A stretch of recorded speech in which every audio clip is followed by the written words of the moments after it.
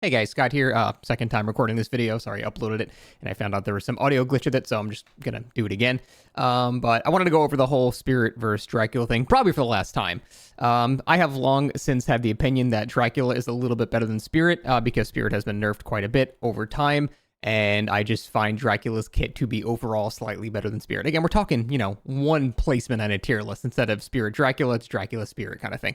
But whenever I have this opinion, I always get made fun of by like comp players saying I'm on crack. Like, how could you possibly think that Dracula is not nearly as good as Spirit, blah, blah, blah, blah, blah. So during these conversations, I was talking to Hens, and I was like, hey, Hens, you should do a Spirit versus Dracula showcase, because he does these showcases where, top tier players versus top tier players, and we compare, the results and stuff like that. So I thought that'd be fantastic, and he did just that. Lo and behold, Dracula did better. He just objectively did better than Spirit. Now, is this a double blind, amazing, perfect study? No, you don't necessarily have to think that Dracula is better than Spirit from the results of this. But I'm just saying, can you maybe accept it as a possibility? That's all I want to get from people that are super adamant about their position. When presented with results, they still deny the results and say, no, Spirit is still better or something like that. And an important thing to note about Spirit and Dracula, Spirit's been out for like 6 years. Dracula's been out for 3 months. People have not even begun to truly master Dracula yet. So it's not like, we're in a scenario where we're at the peak here. People are going to keep getting better at Dracula. It's a relatively new killer in the game. Now, this also means at the same time we're going to have a scenario where survivors are getting better at countering, but that just means we're going to have, Dracula's getting better and counters getting better at the same rate. So that just means it's going to be roughly even. And if Dracula is winning currently more than Spirit is, then later she should still be winning more than Spirit is. So that is the whole main point. I just want these people that are so adamant in their stance about Dracula being worse than Spirit to just accept the possibility, given the results during the showcase, that maybe he's a little bit better.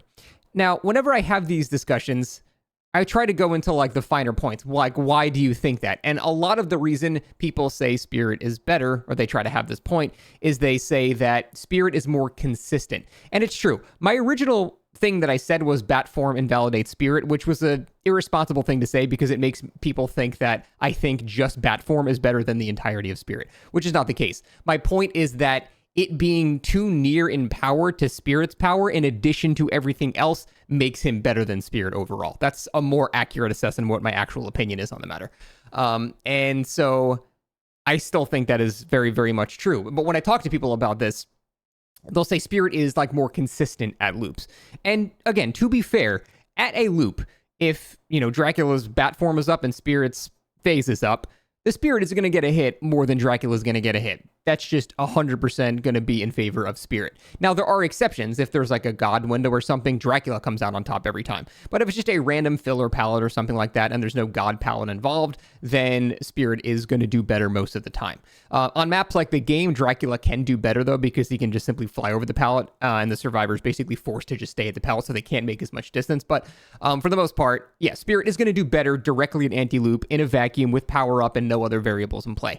The problem is that's just not how DBD works. You don't always have your phase up. In fact, Spirit is an incredibly add-on reliant killer. The first set was no add-ons whatsoever, and Dracula destroyed Spirit, because Spirit without Rusty Flute is not that good. It's a 15-second cooldown, and Rusty Flute is a 40% reduction. She is extremely add-on reliant to the point where she essentially only has one add-on slot. You basically have to run Rusty Flute for Spirit to not feel absolutely terrible. And in fact, I would love to see like 20% become base kit and 20% removed from the add-on, because the reliance on Rusty Flute is stupid. So she's extremely, extremely add-on reliant. So then if we go, okay, but if we include add-ons, well then Spirit's better. But no, not really, because then we have to deal with Lapis Lazuli and Medusa Hair and Traveler Hat. Like, Dracula has better top tier add-ons than Spirit does as well. Like, MDR is good, but it's been pretty heavily nerfed over the years. And so we still have a scenario where Dracula has more busted add-ons as well.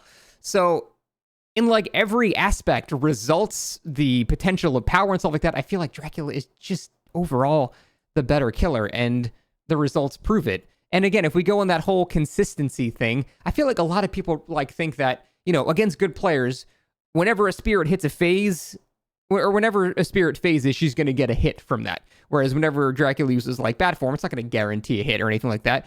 So people are under this false pretense that whenever Spirit phases, it's going to result in a hit almost every single time, but that's just not the case at all.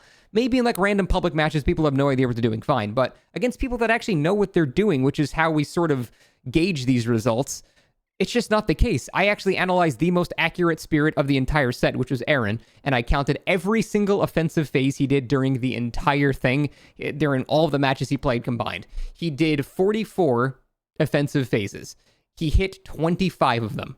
So when I say offensive phase, I mean he's standing in front of Survivor, he's phasing to hit them, not for map traversal. Obviously, I'm not going to count that because he's not aiming for anything. But out of 44 aggressive phases, he hit 25 of them, which is like 56% or something like that. That is not a guaranteed hit at all. That's not consistent remotely. Now, on the game, he did much worse. It was more like 60, 70% misses. And then on the cold one map before this, which is more in favor of the Spirit, is more like 25, 30%. So obviously the map is a huge factor. But the whole point is, it's not a guaranteed hit. If your argument for Spirit is that, yeah, her cooldown is much longer, and yeah, her map traversal is longer, and yeah, she only has one power, but when she does use her power, she's always going to get a hit, that's just simply not true. Again, based on all the data I've seen, it's just not the case. So I don't know what more we need to do here. I don't know how many more showcases we need, how many more results we need to see. If Dracula is doing better in them, why not accept the possibility maybe he's a little bit better? It's not a big deal to admit this, but when the results show one thing and then you just say the opposite of the results, I don't know what else do I need to do to prove that he might be better. Like at this point, I don't know what else to say. I understand in theory Spirit is more consistent at getting hits, but that's just not how the game works. You're just removing cooldowns and map traversal and all the other elements to a game that makes sense, you know? Not to mention that Wolf Form in Dracula is actually a bit better than I thought it was. After watching the showcase, I have learned that the Wolf Form is actually pretty decent.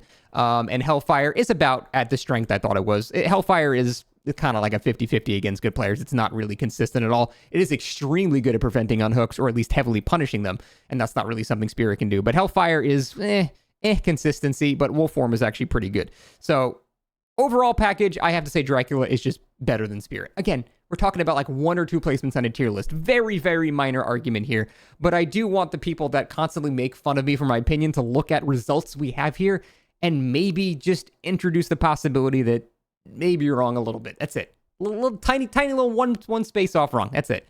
That's all. I'm sure Hens is going to upload his entire video. I very much recommend watching it once he uploads it. His editing is always insane, and the entire showcase was really fun to watch. So, other than that, yeah, I would say, in a nutshell, the Dracula outperformed Spirit almost every single game, except that there was one set where the Spirit did notably better, and that's because, honestly, the player of Dracula had just a really bad game. Xeno was playing, and he made a lot of not great slugging decisions. It was just a gameplay, like, from the player issue, not the actual killer itself. And to be fair, Xeno hadn't played DBD in a week. He's been playing WoW. He was literally dying of gallstones, hardly at his absolute peak here. So it's justifiable he had a not very good game. But it didn't really appear that the killer was at fault. He just made a couple of bad decisions. So overall, though, other than that, the Dracula overwhelmingly was on top of every set. So I don't know what else to say anymore.